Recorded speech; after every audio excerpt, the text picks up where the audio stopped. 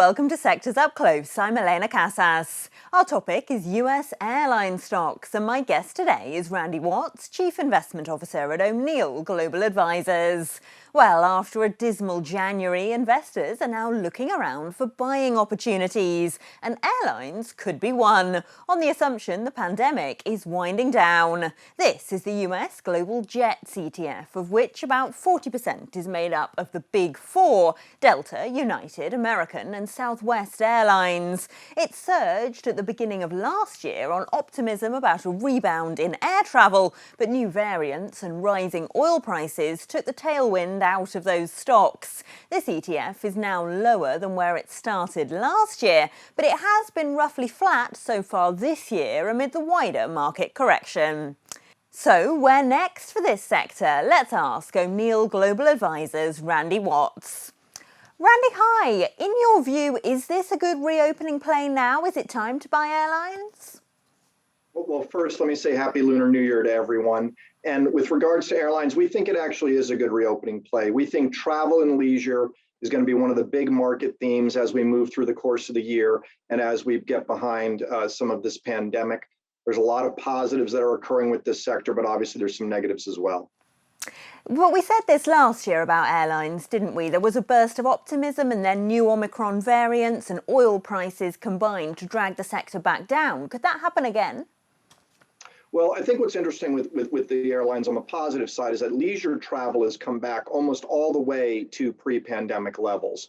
What's really been dragging the airlines down is business travel, which right now is running at only about 50% of where it was pre-pandemic. But clearly, people want to go out, people want to travel. And we think as we go through the course of the year, we're going to see that increasingly occur, especially in the US. There's some issue on how the international markets are going to open up. But clearly, there's demand in the US, and we're seeing it in bookings for that leisure traveler. What about the impact of inflation on airlines? Their own labour costs are increasing, and of course, customers may have less disposable income. So how could that play out?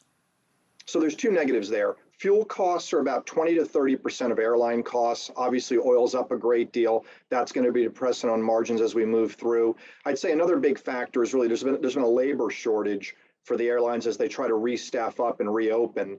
That's affecting both the cost structure, but importantly, it's also affecting their ability to meet capacity demands. So a lot of the airlines are actually not really running as many flights as they would like to because they're having problems getting the pilots and getting the attendants back online. And which are your favourites then in this space? Are there any airlines that look particularly well placed for the year ahead? Well, if we look at the airlines technically, as you mentioned at the open, the Jets ETF is actually has not made a new bottom. The market went down in January. The Jets ETF actually did not follow it down. So airline stocks are clearly trying to dig in right here.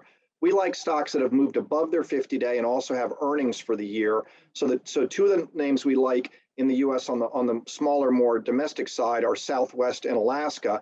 And out of the majors, we like Delta, which is forecasted to have a profitable year and is trading about 21 times Wall Street estimates for 2022. We do think Q1 is going to be a tough time for airlines given weather, et cetera.